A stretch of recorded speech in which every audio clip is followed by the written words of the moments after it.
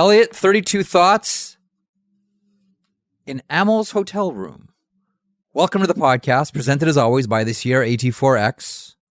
We were in Dallas, in Amel's hotel room, after a crazy day. Last night, hockey night in Canada, early flights, lots of cars, lots of driving, lots of flying. So you had planes, trains, and automobiles. You and Amel had those aren't pillows. Man, I hung out with Amel all day long, man. It was actually really good. Although one thing I will say, and appropriate now that we're here in Dallas, and I mentioned this to him as we were driving from Austin to Dallas.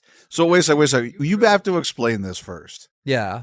Like, I'm the prima donna here. My flight, I got a direct. You got direct right to Dallas. I got a direct. What happened to the two of you guys? We flew into Austin this morning and then rented a car and then drove. Well, Amel drove and I sort of dozed in and out. But the times that I was awake, oh boy, you've driven with Amel before. I like Amel's driving. I'm a very aggressive driver.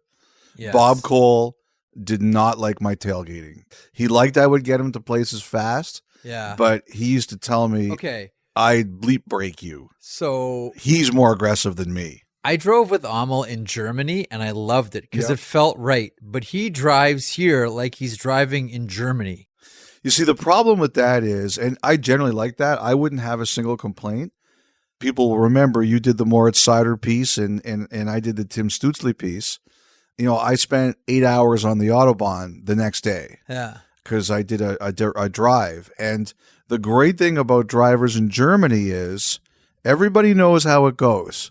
If somebody comes up behind you faster than you, you get out of the way. Yeah, it doesn't happen here, bud. Here, it's Frogger. That's a great. Oh, I used to love Frogger. Oh, you make an old man cry. Elliotte. Here is Frogger. You just have to weave your way through everything. People are completely unpredictable, but I like that. Yeah, I know. And I have to say, Amel, I think he's an excellent driver. I do like driving with Amel. Here's the thing, and we're in Dallas, and about a mile away from our hotel is Dealey Plaza. And if all I'm saying, I told Amel this, if he were driving through Dealey Plaza, the president would still be alive. That's how quick and weavy and turny and dodgy our man Amel is behind the wheel. But he got me here safe. So Amel, thank you, my man. Thank you, my man. Great job. So we're here for a few reasons, mainly to do interviews for the podcast and for various TV shows, NHL and Sportsnet, Hockey Night in Canada, playoffs, etc. So very much looking forward to talking to a few people. And it sounds like we're really going to be busy. Am I allowed to say some of the names, Amel? I am. I get the thumbs up. Okay, so fingers crossed, Tyler Seguin, Jamie Benn. By the way, how nice of a comeback season is this for Jamie Benn? It's one of the things that we're going to talk to him about. He looks healthy and strong, and outside of Jason Robertson, he's top dog on this team right now. For about 10 minutes on Saturday night, he was a 30-goal scorer. Yes, that's right. How about that? A couple called back. By the way, was that goal in? Would you have counted that in overtime? Yes, that was a goal. We're all on the same page then. Wyatt Johnson, we'll talk to him. We'll talk to Jake Ottinger. You're going golfing with Joe Pavelski, I believe. See, I have to say, I'm nervous for this assignment. I don't get nervous about a lot of things, but I have not hit a golf ball yet this year. And I'm also been, like Tiger Woods at the apex of his power, I am redoing my swing. I am petrified about this because Joe Pavelski is the golfer in the National Hockey League.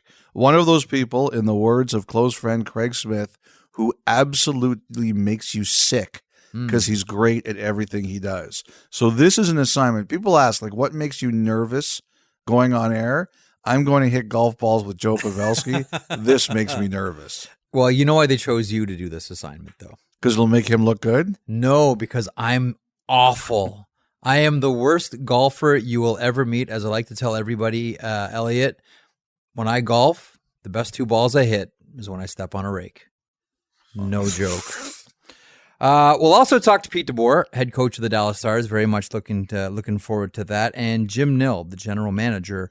Looking forward. You're doing that piece on Tuesday. I'm really looking forward to talking to Jim. I mean, where do you begin with Jim Nill when you consider as a player, as a manager, in through like the Detroit Red Wings organization, running this Dallas Stars team? You know, it's funny too about this organization. it's kind of gone through a couple of different lives in the last couple of years. Like there was that time where we weren't sure what was going to happen with the Dallas Stars. We weren't sure where the owner was at with the Dallas Stars. We weren't sure who was still going to be here, what this team was going to look like, who was going to be traded, who was staying. Now all of a sudden, and I'll talk to Nil about this, we look at the Dallas Stars and you can almost count the number of windows they have to make runs. Yeah. And again, I'll ask Nilla about this as well.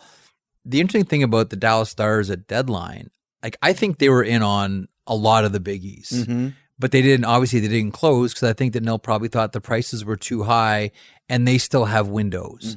Like unlike the Boston Bruins who have the questions about Bergeron and Krejci, et cetera, they may look at that and say, he really got to go for it. The Dallas Stars weren't in that position, and they still find themselves top team in the Central. And they're looking at more young players. We talk about Bork a lot, and we talk about Stankoven joining this organization. They've got multiple windows here to do this. They signed a kid on the weekend, too, that you would know a lot better than me, but a couple of teams said that they really liked that pickup, and that's Chase Wheatcroft. 101 points. Only one guy has more points than him in the Western Hockey League. I think his name's Bedard. I'm not really that familiar with him. Sold out Saskatoon, 15,000 on Sunday. First of all, I'm happy to see a kid who's 20 years old and not drafted sign with an NHL team. I really like that.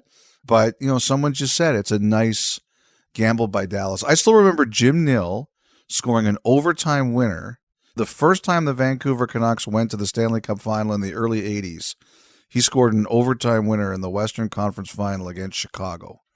I still remember the highlights of that goal. He was a fun player. Yeah. And you know what? When I think of Jim Nill, I do think of the Vancouver Canuck Jim Nill, and I think of the Detroit Jim Nill as an assistant general manager, and I think of that GM factory that was the Detroit Red Wings, whether it's Ken Holland or Steve Yzerman or Jim Nill. You know who I wonder about in Dallas? And I had him on the radio show last week, and it's tough. It's almost impossible not to be impressed by this person when you talk to him. And when you start to look at what he's doing and how he's doing it, you say to yourself, this guy's going to be a general manager one day, and that's Rich Peverley with the Dallas Stars. Like, I know he doesn't get a ton of headlines right now, but somewhere down the road, because he's doing this slowly and correctly and taking the stairs, etc., Rich Peverley is going to be in these conversations for general manager. It's interesting you mentioned that. And I'm with you on Peverley. This is something I like to tell a lot of people. And some people are saying, like, I like to get my name out there. Like, this isn't just in hockey. This is kind of everywhere. If you're a young person in business, or you're an up-and-comer in business, or a different field, whatever you're about, people always say, I got to get my name out there. And it never hurts, I don't think. But the one thing I always tell people is the right people are always watching. I think that when it comes to the next generation of leaders, or the next generation of people who are going to be successful at things, the really smart people who are running things or have an eye to running things know who those individuals are. Like, they know who's out there. Or they'll make a call and find out who's out there, and somebody really smart will give them their name. I'm a big believer in that the right people are always watching, and they always know who's on the cusp of doing something big. Let me ask you about Dallas while we're on this topic here. We got a lot we got to get to on today's podcast, but just a general thought. I mean, they finish up the road trip against the Calgary Flames. We're going to go to the game Tuesday against the Seattle Kraken. Well, you are. Oh, that's right. You're going to be in Vancouver. You're going to be in Vancouver. I forgot about that. That's right. Plug it. So it's kind of a weird travel week.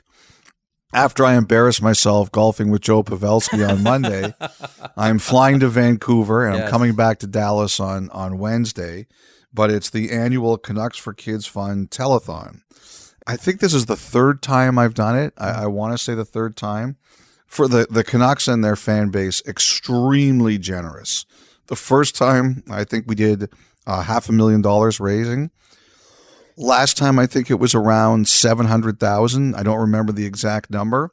So I remember the first time I was like, I have to beat Scott Oak, and we did. And the second time, well, we have to beat the first time, and we did. And that was a big number. I think it was thanks to the generosity of all the fans. I think it was the second highest number they ever raised. So, Nice.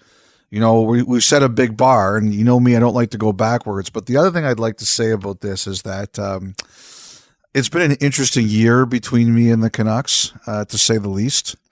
And I didn't know if they'd want me back this year. And, it's their event, and they should have people there who they're comfortable with. But it's something I really want to do because I have met people who have really benefited greatly from the Canucks for Kids Fund. And this is something I want to do. So Sat Shaw is co-hosting it. Randeep, who co-hosted it with me last time, he's got game duties. So Sat, nobody wants to talk to Sat during the game, so he's available. I'm thankful that they would want to have me there because it hasn't been easy with me and the Canucks at times this year. Yes. I don't know what to say about that here on the podcast. We're just going to let the gravity of that sink in and move on and go back to the Dallas Stars. Yes. Just a general thought. They wrap up the road trip. Big win against the Calgary Flames. Really exciting game. Goes to overtime, and Jason Robertson is the hero. 41 goals. Jason Robertson, here we go again. And as we said at the beginning of the season, it was a couple of weeks in, and we were already saying, wow, that contract's a bargain. Your thoughts on where the Stars are at right now? I mean, in that division, Colorado is really starting to make noise, and we're going to get to the Western Conference race here in a second, but just a general thought on Dallas. As you know, one of my rules, I don't like to pick teams to repeat. I think it's too hard. That doesn't mean I don't think it can be done. I wasn't surprised Tampa did it, and I won't be surprised if Colorado does it, depending on what happens with Landeskog here. But the reason I like Dallas, I think they can play you anyway.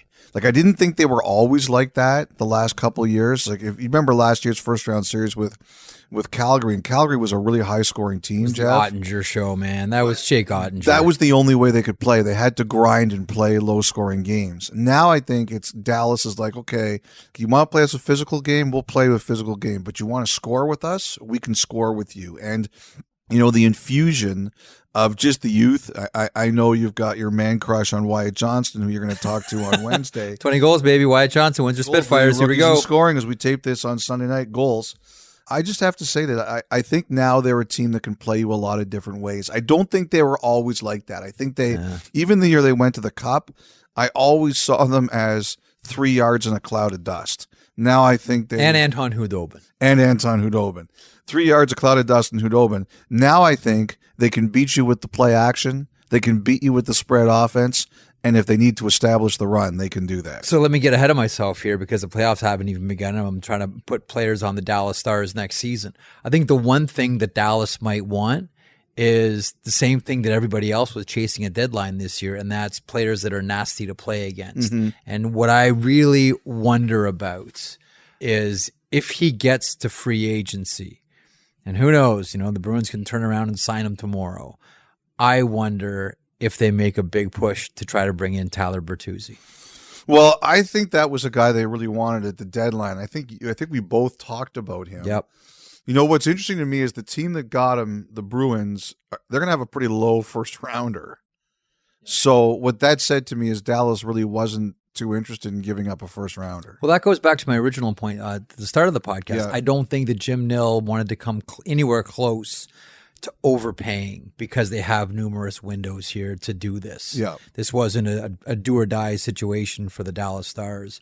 And if they can bring in someone like Tyler Bertuzzi in the offseason, I think that might be like when you look at the Stars, like what are the areas they need to address right now? Like that seems to be one of, if not maybe the most obvious and one of the only holes that this team really needs to fill. Anyway, should be a good few days here in Dallas. We are happy to be here and very much looking forward to the Dallas-Seattle game on Tuesday. Now, a couple of other things here.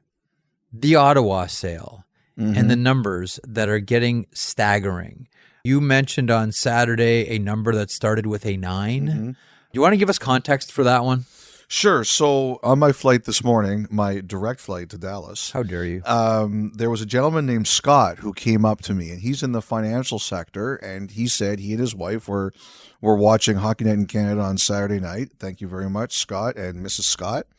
And, he was really interested in what I was saying with Ottawa. And, he had a great line, Jeff, that I would like to share on this podcast. I think a lot of people are going to like. Okay, let's hear it. He goes, "What is the difference between heaven and hell in business?" I'm curious. What is it? Heaven is when you have a deal. Hell is when you try to close the deal. And he said that came to his mind while he watched our segment.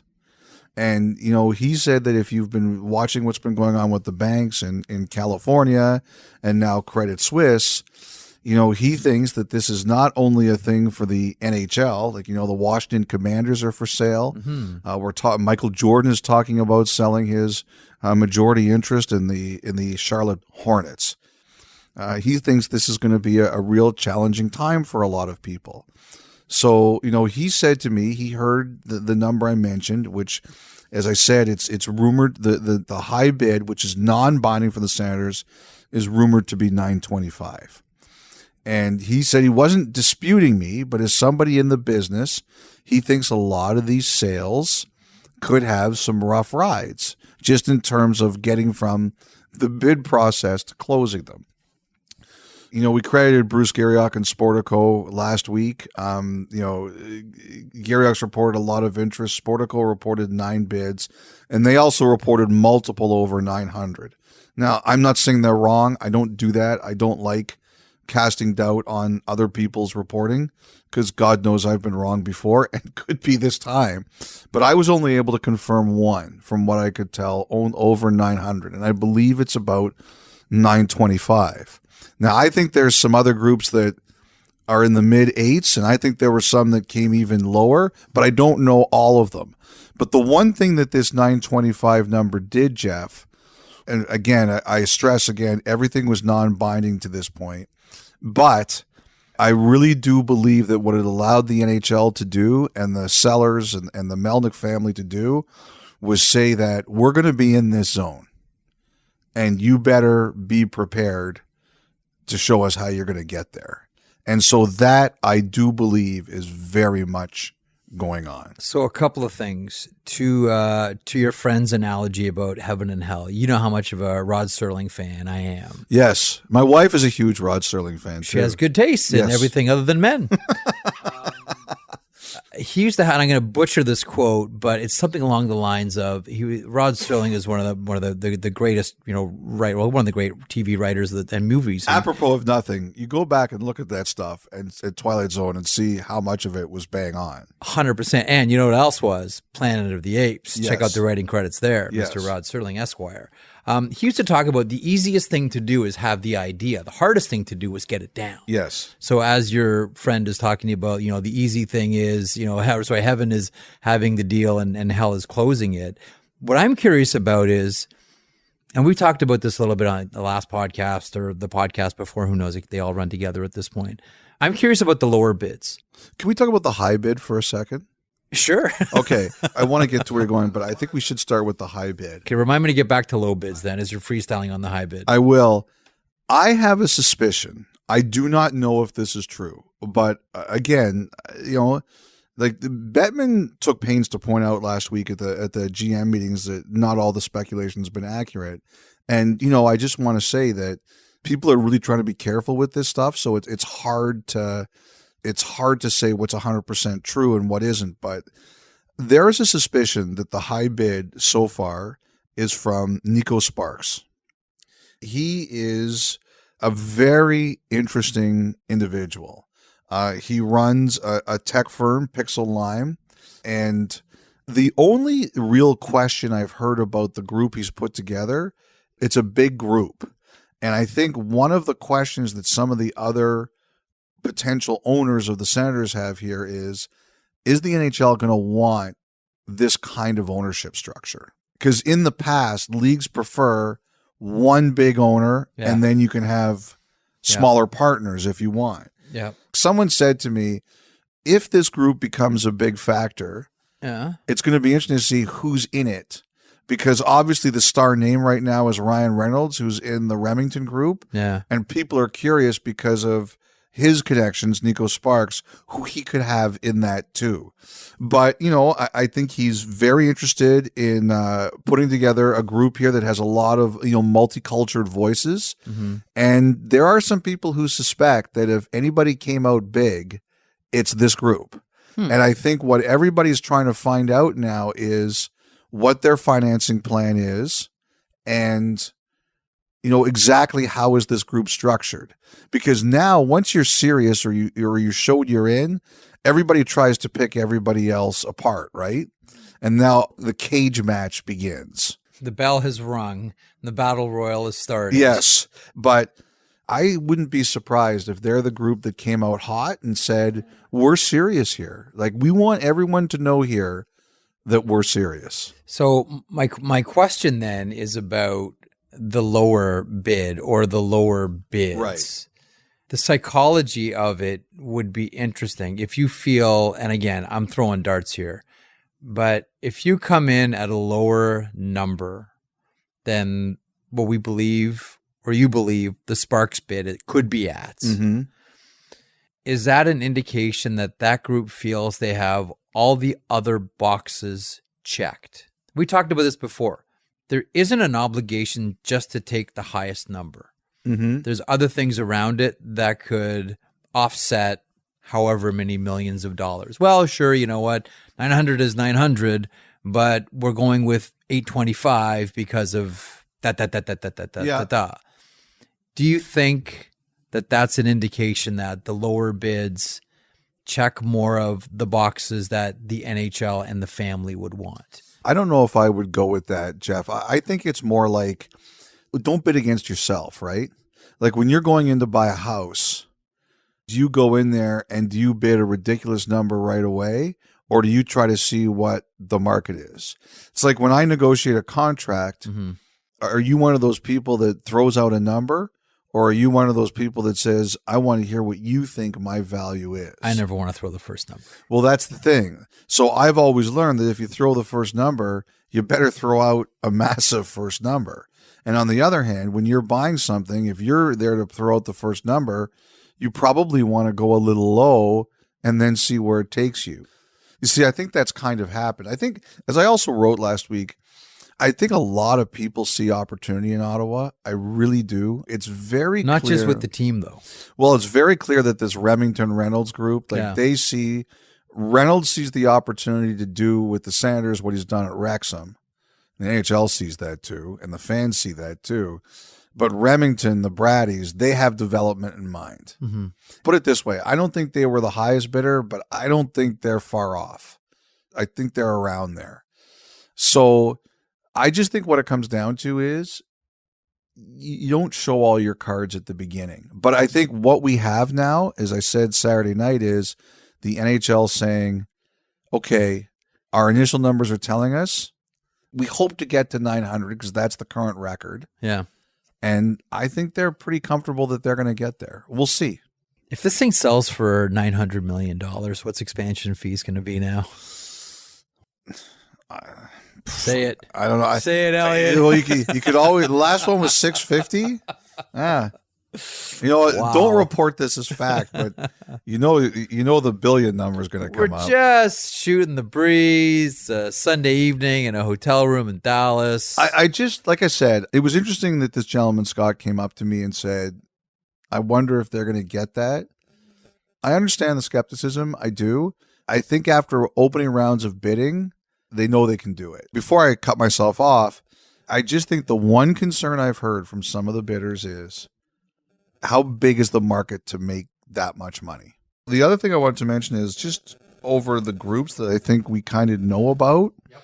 So Nico Sparks, Mike Andlauer, who's a minority owner of the Montreal Canadiens, the Kimmel family, who used to have a minority share of the Pittsburgh Penguins and were bought out when Fenway bought them. The Remington Group, that's Brady and Ryan Reynolds. Rocco Tullio, who's, we should mention, his son Ty is having a really good year. Great year. He's a really nice player. With the Bakersfield Condors. He's an Oilers draft pick. Rocco owns the Oshawa Generals of the OHL. Jeff York. Yeah. Jason York's brother, who owns Farm Boy. There was a report last week. I don't know much about it, but Graham Rooston and a First Nations group. And, I don't know where all these people are in the opening bids, but these are some of the names that we've kind of heard so far. And I have no doubt there's partnerships out there and other names who've kicked the tires that we don't know, but we'll see where we are. Listen to the 32 Thoughts podcast ad-free on Amazon Music, included with Prime.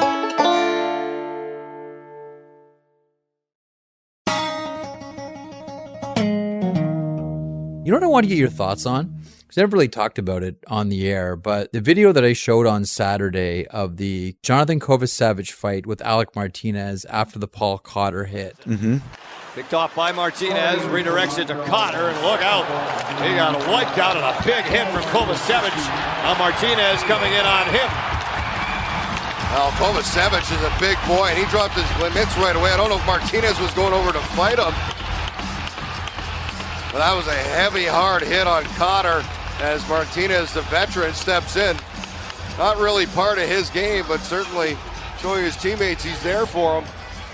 And the reason we played that was one of the videos that the managers watched. And I don't know how divided it was, but it wasn't unanimous who the instigator was on that play. And there's very much a conversation about, being aware of who's instigating fights. You talked about this.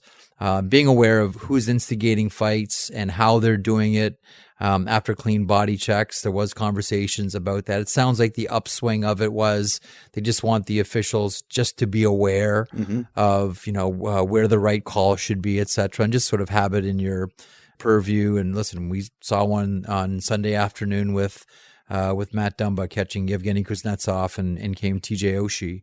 Do you have a thought on that play specifically? Because the room was kind of split. Some managers thought that Kovacevic should have had the instigator because he dropped the gloves first, even though he's the one that delivered the hit to Paul Cotter. Others said, no, it's Martinez who, even though he's skating up the ice with the play, confronts Kovacevic. I was glad you found that because when Colin Campbell met with the media, he brought up that point. He said if a guy throws the big hit and he knows he might have to fight for it, but he drops his gloves first, isn't he the instigator? So I think he was making that point specifically to tell people not to drop their gloves. So I was glad you found that fight because it was clear he was talking about somebody in particular, and obviously Kovacevic was that guy. To me, I think if you drop your gloves but somebody's coming right at you, you're not the instigator. I understand why an official might think that, but if somebody's coming at you and you know you've just delivered a big hit, you're just doing that so you don't get jumped first. I think the call was right on that one, offsetting majors. Okay, but what I think is more interesting is that we always talk about is discussion that the GM meeting's going to have an effect on the game. This one has had an effect immediately. And I think what they talked about in those calls, Jeff, and we're going to talk a lot about fighting on this podcast, what's happened since the GM meetings is they talked about making sure the right team gets a power play. That was a big conversation. If there's a big hit and a fight comes out of it, it shouldn't be an even up. If a guy has to fight because of a clean hit, his team should benefit and get a power play or the instigator should come. Look what's happened. Last Monday night, Juleson throws a big hit for the Canucks. He has to fight Foxa. Radek Foxa, yeah. Foxa got an extra 2. As you mentioned, on Sunday, Dumba threw a big hit on Kuznetsov. We'll talk about that hit. Oshie got an instigator. On Saturday, Cal Foote got an instigator after Brendan Dillon threw a clean hit. So immediately, this is an impactful change. And I like it.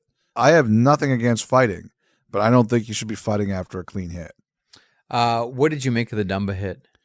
I thought it was clean. To me, it looked shoulder on shoulder. And now Kuznetsov has no idea Dumba's coming. One of the things they did, and I give credit to Tom Gulitti, who writes for NHL.com, he tweeted out that he likes to watch games on both feeds. and he said it was like diametrically for different. a hit like that, Yes. Elliotte, you know that the Minnesota feed will be profoundly different. Yeah, than the so Washington Minnesota feed. was clean hit, Washington was blindside hit, and the other thing that happened was NHL Network was calling it with Jamie Hirsch and Kevin Weeks, and Weeks said it was a clean hit. So, and I thought it was a clean hit. Now, depending on the angle you look at, I think there is some head contact, but it's principal point, right? And to me, the principal point is shoulder to shoulder. I think it's a clean hit. Now, the thing that people make a mistake about, and I have been guilty about this mistake before, is they use the phrase blindside. The Washington broadcast said that's a blindside hit. The problem is blindside's not in the rule book. Mm-hmm. It was there for about 6 months. I think it was 2010-11. Yep. After one of those big hits, I think it was the one on Mark Savard. So it was there for about 6 months, and then they changed it. And it became principal point of contact being the head. So I agree with you. Kuznetsov has the puck. He's got no idea Dumba's there.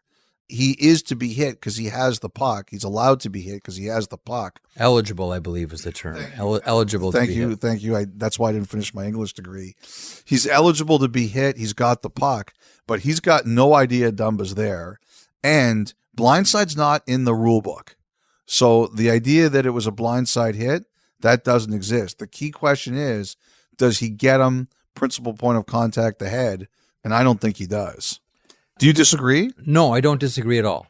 The one thing that I want to add in all of this, because we always talk about who bears responsibility, and I know this isn't a very popular topic at all, and I remember getting into it with one agent specifically over this. The one person that we always ignore in these situations is the person throwing the pass.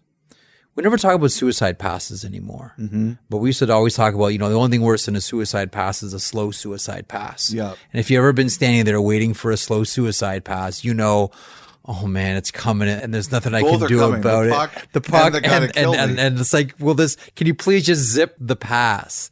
The one thing that I don't really necessarily have a point about this hit on it, but the one thing I don't think we keep in mind enough as far as gameplay leading to hits is the pass that leads into the player who doesn't see the other player coming. And I think there is a responsibility there. Like, I'm sure whoever threw that pass to Kuznetsov goes to him after and says, I can't throw that pass. You look up the whole ice. You're seeing Dumba drop down and curl. And I know everything happens so fast in hockey. And I always got to catch myself. It happens so fast, Jeff. It happens so fast. But I'm sure that if that player had a mulligan, he's not throwing that pass to Kuznetsov in that situation. All I'm saying is there's just more to it than just the player who gets hit and the player that delivers the hit itself. I just want to have that out there more than anything else for each. I don't disagree. I would say this. I think that hit happens less and less. I think more and more players don't throw that hit anymore. You know why? No, why? What's your theory? My theory is players don't want to make that hit because even if they make the hit, the puck is still going up the ice and they've taken themselves out of the play. We used to see that all the time when once upon a time, like ask any of the guys that played in like the 80s and 90s, if you were a winger, what's your only responsibility on the back check? Oh, make sure the defenseman doesn't get in front of me. Now you're sprinting. It doesn't matter if you're a left wing, right wing, or center. You're on the puck carrier. Like the game has changed so much. Now, if you look for that big hit and throw the big hit, even if you make the hit, the puck's still going up the ice, and guess what? You're not in the play anymore. Like that's why I don't think, like we talk about how there's more respect in the game now and guys don't chase each other around the ice. And I think that's true. I think it's true. And I think the game is safer. But I think the game is safer now because as the game is played, if you look for big hits, you're taking yourself out of the play, and Matt Dumba's a defenseman, and that leads to an odd man rush. You can't do that anymore because of how fast the game is and how you take yourself out of the play. I don't disagree. I think that's part of the equation, but I just think there's been so much emphasis more now on head injuries. And I remember when my son had his first concussion, he fell off his bike and he suffered a concussion. Yeah. And the first thing the doctor said to us was, I want you to know a concussion is not a death sentence. I was actually surprised by how blunt she was in telling me that. Mm-hmm. She said that, people get so scared by the word of concussion, and some of it for very good reason. But she said you have to understand that. But I think now we've heard so much about it, I do think there is more respect on these hits. But Jeff, what's coming? The playoffs. I know. And I think everything ramps up at this time of year. This is when the players start to change from, okay, we can coast a bit, to there's no games off anymore. You talk about tapering, like a swimmer tapers, like a team like Minnesota, they're tapering for the playoffs now.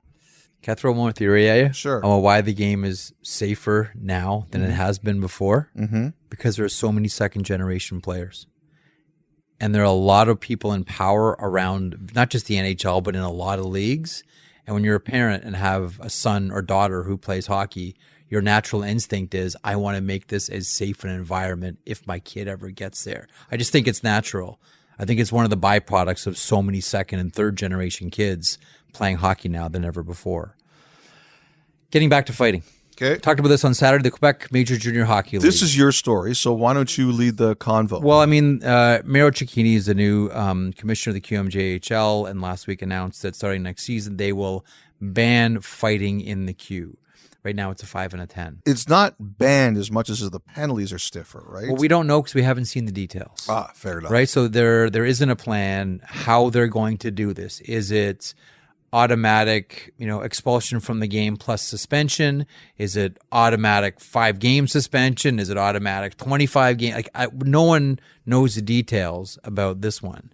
I exchanged messages with Dan McKenzie, who's the president of the CHL, about it, and he's expecting to hear from the Quebec League in a few weeks on this one.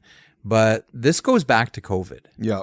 So during COVID, there were a lot of Quebec-based junior teams that needed and received financial assistance from the Quebec government.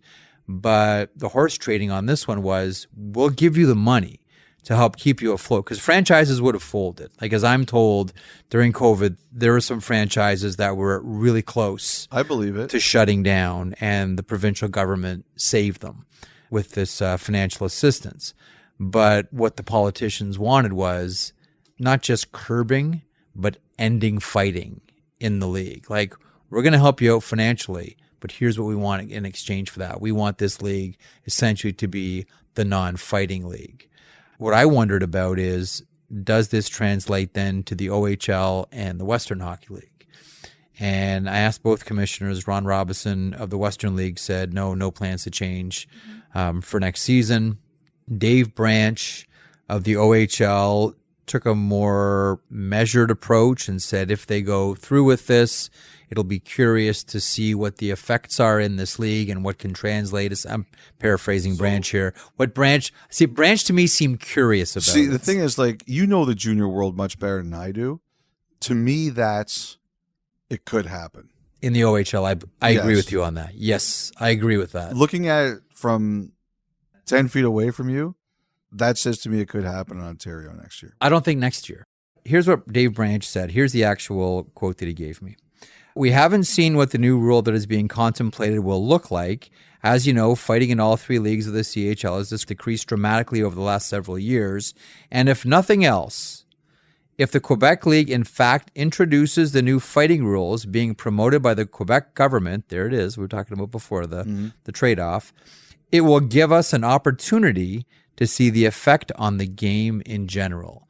That to me says, I want to see what this thing looks like. Now, now Dave Branch has a lot of legacy positions. I mean, Dave's done a lot for the OHL. And one of the things, and he got the support of a lot of owners on this one as well, is he was the first of all the commissioners to put a cap on fighting, which at the time was considered heresy by a lot of people around hockey. What's the OHL doing? What's this going to mean for the talent in the OHL? It's going to be talent drain. They're going to go elsewhere. But quite the opposite has happened. I wonder if this is the OHL saying, we're curious. We want to have a look at what happens in the queue if they do this before we do this ourselves. What do you think?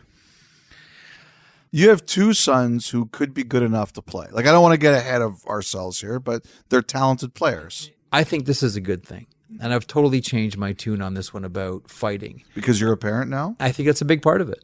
I really do. Now I have skin in the game. I was just talking about second generation players, and I'm looking at myself, and a parent's natural instinct is to try to make sure the environment their kids grow up in and around is, maybe for lack of a better term, nerfed a little bit. You want to make it safe as you can.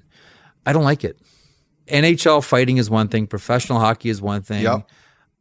The older I get, Elliotte, here I go, turning the old man. The older I get, the less time I really have for it. You see, my opinion is similar. Now, I also think they're going to go to cages one day too, and that'll get rid of it altogether. Yes.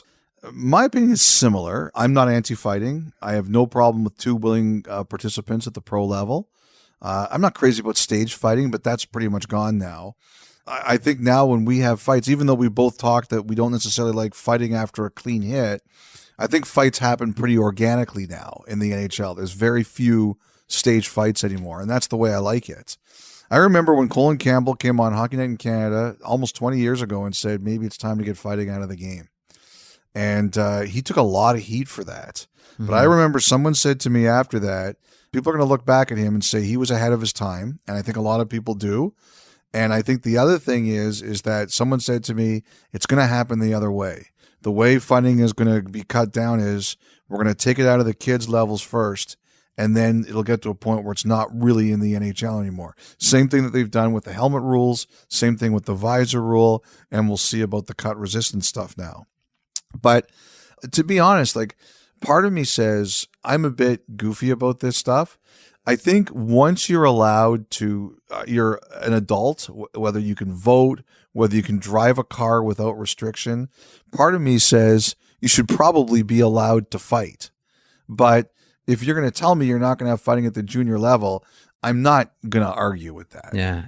I don't like 16-year-olds fighting against 20-year-olds and stuff like that. That was the point I was going to make. There is a major age disparity in junior hockey here, and I've seen it all too many times. I mean, listen, our colleague Nick Kyprios, I think it was one of his first games in the OHL, ended up fighting Steve Thomas, who I think might have been an overager at that point, and I think Nick was probably 16. Like, there's the point that you're raising. I don't like that. And that happens. So I shouldn't say it happens a lot now because fighting is down, to Branch's point, in all three leagues, but that was kind of a regular occurrence. The reason I stopped playing hockey, there were two reasons. One was financial. We were going through a really difficult time, and my parents just said, we can't afford to do it anymore, which was unfortunate, but just realistic of the time in our family. And secondly, I was a bit soft, and it was a time where hitting got introduced, and I was a smaller kid, and I couldn't protect myself. That's one of the things I've said that over the years is that I wish I'd been taught to protect myself better. And I think now one of the problems is, and I think we saw it with Slavkovsky this year. Oh. And by the way, I love the pictures of him last week going back and getting his high school diploma. It's really good. I thought that was really neat. That's awesome. I thought that was, whoever posted that picture from the Slovakia, I thought that was great. But this is a kid this year who was unprepared to kind of protect himself in the NHL. And so it's not only a North America thing, it's around the world thing. I think we have to do a better job of teaching these kids to protect themselves when they get into the NHL. Because this is only going to, whether you like fighting or not, this is only going to exacerbate it further. People are going to be more unprotected when they get to the NHL. Jeff's got this gleam in his eye. He's thinking of starting a class where he takes people in the octagon. No. One day, and that day is not today, but one day, and this might be 5 years from now if we're still doing this podcast, we're going to have the conversation about? What's that? The end of board hitting. Now, technically, the boards can't be used as a weapon, but hits around the boards happen all the time. But again, I think that's come a long way. I think it has too, but I think that one of the next conversations we're going to actually have about physicality in the game. Like, I think one day we're going to look back. I honestly believe this, Elliotte. It sounds weird now because we all just grew up with the game, and you get hit in the boards, and that just happens. I think, 100 years from now, we're going to look back on hockey as it's played now and say, you used to hit each other into the wall? You would skate 30 miles an hour and slam each other into the wall? What was wrong with you? Well, there's a lot wrong with me. No, but I'm saying like eventually I think the conversation, and again, it's not going to be today or next week or next month or next year probably, but I think somewhere down the road the conversation about board hitting is going to come up. I don't know. I think when the games really mean something, these guys ramp it up. That's why the playoffs are the best games of the year. We're close. We're getting there. Before we get there, I want to rewind to Saturday as well and Jonathan Drouin with the Montreal Canadiens. Yes. Martin St. Louis hinted he was going to send a message. He sent a message to Jonathan Drouin. First time you had to really I mean, you know, like you never know when you're going to get, you know, challenged. I don't mean like challenged, physically challenged, but like you never know when you know, something's going to happen that you don't have real control over it, why it happens. And then you know, in that time, you have to, you know, especially as a leader, you have to have a respond. And people are probably, you know, really watching your respond, and you have to be calculated and firm, but also fair. And I think tonight was a fair thing, and Joe handled it like, tremendously well. Like I said in French, me and Joe have a great relationship. You know, I got to know him a lot this year. I think he's had a great season for us. I love the kid, and you know, for him to handle it the way he did, you know, I gain even more respect for him. So, you know, I think we're going to turn the page on that. Monday, Joe will be back, and we're going to move forward. First of all, I would like to say that I was slandered on the air by Kelly Rudy, who told a partially true. Well, Kevin was telling all of his great. He deserved all of it. Well, telling all of his great David Booth stories about David Booth missing meetings because he was in a tree somewhere in Ohio. Kelly Rudy told a story about us at the 2006 Olympics in Italy, where he chewed me out in a hotel lobby in front of other people for being late. Now, that part of the story is true, and I wasn't just late. I was egregiously late. And he tore into me in front of everybody, and he said that shows that you have no respect for other people's time, that you think your time is more important. And I actually don't think like that. I'm just late. But I took it because I deserved it. And he said on the air that he apologized to me, and I've never been late again. Okay, well, we all know. Whoa.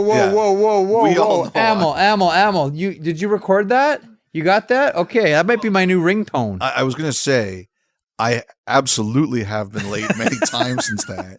But I want to say something about Kelly's apology. He did apologize to me because he felt that it was too public. And I said, you have nothing to apologize for. I was the one that was late. If I didn't like that, I could have fixed it by being on time. So I don't think that Kelly should have had to apologize to me. So basically, Drouin talked after the game on Saturday night, and he said he overslept. He didn't hear his alarm. He overslept. He was late to a meeting by 2 minutes, and he was benched. You know, Kevin BX wondered the same thing on air that I did. Yeah. Was it couldn't be the first time. Like, does anybody get benched from being late to a meeting by 2 minutes for the first time? But Drouin said to the reporters after the game, it's the first time he's ever been late. Okay. You know, the brilliant thing about that was he wasn't supposed to play, and then Gouli got hurt, and I guess the NHL probably said, you can't not dress 18. You know, you don't have injuries. You have a healthy player. It fits under the salary cap. You have to dress him. So Drouin dressed, and he didn't play. Look, like, I have no problem with that punishment if it's consistent. You know, if everybody is like that, I don't have any problem with it. Like I said, I'm a guy who's late all the time, and I know I run the risk of getting embarrassed in an Italian hotel lobby in front of all of my coworkers like I did in 2006. I don't have a problem with that. You know the rules going in, and if you violate them, then it's your fault. Okay, so here's what I wonder about. Marty St. Louis is creating an expectation and a culture there and accountability, and we saw that on Saturday with Jonathan Drouin. I'm going to ask Kevin and Kelly this next week when I go into hockey night. If they've ever been part of a situation where, because you just mentioned the playoffs a second ago, if one of their teammates, like a big name player, someone like you can't play, your starting goalie, for example, was late to a meeting and the precedent had been set that if you're late for a meeting, you don't play the next game, would the players go to the coach and say, we really would like you to reconsider because we really want and need this player in this game? I'm not asking for an answer from you. I don't expect you to, all of a sudden get into the brain of Martin St. Louis. I would just imagine those situations have come up because I understand like accountability for one, accountability for all, standard for all of it.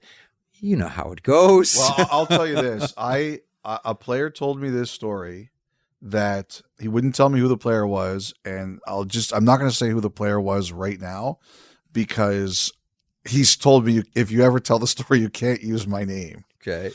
So he told me once that they were going into a game in a series where they were down and they could be eliminated. And a player broke a team rule and shouldn't have been playing. And they were pissed off at the player. But they went to the coach and they said they had a player on their team who was a veteran, who was really their last chance to win. And it was a very popular veteran. And he told me that Ray Bork.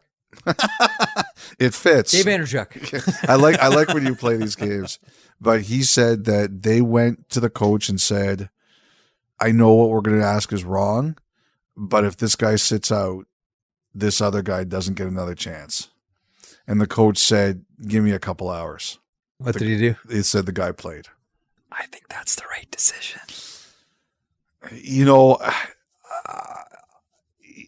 Now I only whispered that because I only partially believe it. You know what? We all have our things that matter to us, right?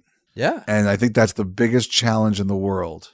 Do you stand by your principles in moments like that? And I know there have been times I've bent. It depends what your principle is.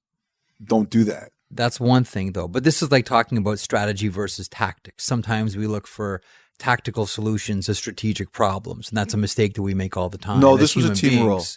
I understand that. But within that, you can still, like, by bending it, you can still do the right thing for that team without harm. Mm-hmm. All I'm saying is in conflict situations, hard and fast rules aren't always the right choice. I agree. All right, a few more things, Elliotte, on the podcast here. I want to talk about races and the bottom and who's in and who's out. When you look at the Western Conference right now, tough for the Flames on Saturday, that game against Dallas. We mentioned it earlier with the overtime goal by Robertson. Calgary, Winnipeg, and are we still including Nashville? Because my heart says yes, but I'm not sure my head's saying the same thing. I think you have to. To me, this Winnipeg story, it's been Kevin Cheveldayoff has one of the great quotes, and I love it. I use it all the time. In sports, he said it in hockey, but I think it's all sports. There's only two moods: winning and hell. And he's ridden that roller coaster. Like if you watch that game against Nashville on Saturday afternoon, it's a good game. It was a really good game, but you could see the stress on Cheveldayoff's face as he was watching that game. Did you see the smile on Bonus's face afterwards? Yes. Holy. That's a stress relief smile. I cannot remember the last time I saw Rick Bonus smile like that. I remember. I can't remember which coach it was I was covering, but he won a big game, and he's like, "Get out the wide-angle lens, boy. I'm getting ready to smile." That was that smile. But Cheveldayoff looked stressed. Like a week ago on our podcast, we talked about how they went for the jugular and they started Hellebuck back-to-back. The wild thing about the Jets is they can't stand prosperity. Every time they open up a lead, they allow the teams to come back. Like that game on Saturday, they were in position. If Nashville wins that game and then Calgary wins that night, I mean, they're all right next to each other, and Nashville has big games in hand. And Winnipeg's down 1-0 and 2-1, and they win, and then Calgary loses that game, although they get a point. Now, the tough thing is Nashville loses Yossi. Yeah, they get pumped by the Rangers, so it's really going to hurt their math. The Flames, to me, every time they get close, but that's the problem. The Jets can't stand prosperity, and then Nashville and Calgary can't either, because whenever they can get right there, they just can't do it. The Flames, to me, they're down 3-1. They look like they're going to win that game. They lose in overtime. Kadri gets benched. It's a weird benching to me. And, the one thing I'll say about Kadri is the best thing about him, and you remember his interview on the ice last year with Dave Amber after they won the Cup, he's blunt. He's going to say what's on his mind. And I've heard that Kadri's been very vocal about what he sees going on in Calgary and why the team isn't firing on all cylinders. And I think he's been very blunt about just the communication between players and the coach there. So I'm betting some of that frustration boiled over in that game on Saturday night. And so I'm curious to see where this is all going to go. It's amazing to me there. The Jets pull away and then everyone gets close again and none of those teams can tie them. It's like a tortoise race in some ways. It's just, it's good because it makes it interesting. Yeah, you just want someone to grab it. I'm just like, somebody grab it already. It's right there. Well, and I have the same question about the Eastern Conference at the bottom there. Are we looking at Penguins or are we looking at Panthers? All of a sudden, Paul Maurice's squad is entering the chat. Yeah, they're right there. Even though they don't have the math, I like the Islanders. I just think they're consistent. They're finding their identity again, and they have the best goalie.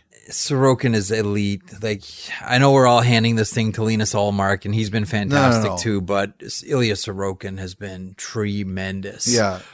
Well, the point that I've made this year about the Islanders is they look like a really good playoff team. The problem is I don't know if they can get there. Like, don't they look to you to be a team? And what's happening with Matthew Barzal, by the way? We have a handle on any of this. Anyway, that's just the way it is. I look at the Islanders and I say, if they can get in the way that they're built, because veteran teams tend to do well, as we all know, if they get in, I think the Islanders do really well. I just don't know if they can get in. I think the Islanders get in. Pittsburgh, Florida. Pittsburgh's -3. Dude. That's why I'm going Islanders, because I'll take Sorokin, Varlamov over Jari DeSmith and Bobrovsky by a mile. Like, who are you taking there? Like, they're tied right now, and Pittsburgh's a game up. Which goaltending do you bet on? Sorokin, Varlamov all day. I think the other thing is, too, and I never bet against Crosby, but that Pittsburgh team, they are holding on by a thread. I think Pittsburgh is always going to start out prepared. At the beginning of a game, you generally feel they're ready to play because of who they are and their identity. But I've seen a lot of games this year where when it goes wrong, they can't stop it. That's been the biggest surprise with them this year. It's happened several times against the Islanders. It happened the other night against the Rangers. When the boulder starts going downhill. What do we always talk about with Pittsburgh? They're the bicycle theory team. As long as they're pedaling and moving, they're great. If they slow down even a bit, they fall off the bike. That's the story of the Penguins. We want to mention someone real special, Kim Weiss of the NAHL's Maryland Black Bears, who became the first female head coach stepping in. She's hired as an assistant coach, promoted to an associate coach, and had to step in because of illness on the weekend. Maryland Black Bears in the NAHL beating the Johnstown Hawks, the first female head coach to register a win in that league. Congratulations, Kim. Yes, and I've heard very good things about her. Like, people have told me before, that's a name. Yeah, watch the name. That you have to keep an eye on, because it's like we say at the beginning of the podcast, the right people are always watching. That's a person they're watching. Well, she ran that Washington Pride girls organization, like elite for I think like 10 or 12 So she's a coach years. And an organizer. That's. I mean, you have to be both. And she played at Trinity College and etc. One of those people that has like, the resume where you look at and you're like, yeah, I'm jealous. Congratulations to Kim. I'm jealous about most everyone we talk about. Fair.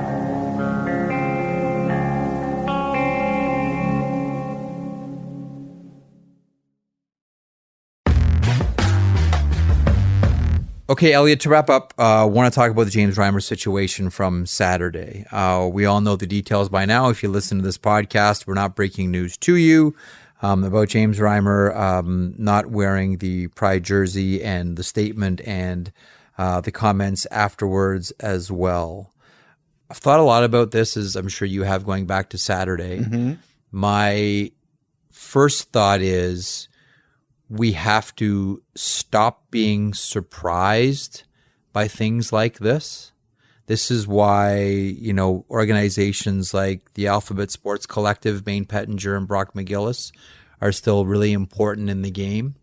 I don't think that we should think that everybody is all on the same page about being supportive and demonstrating their support. We're seeing quite the opposite from a number of players around the NHL. So my first thought is we need to stop being surprised by this, because I don't think in anyone's workplace or in any league, everybody at this point right now is all going to be on the exact same page about these types of events and being supportive of LGBTQ+.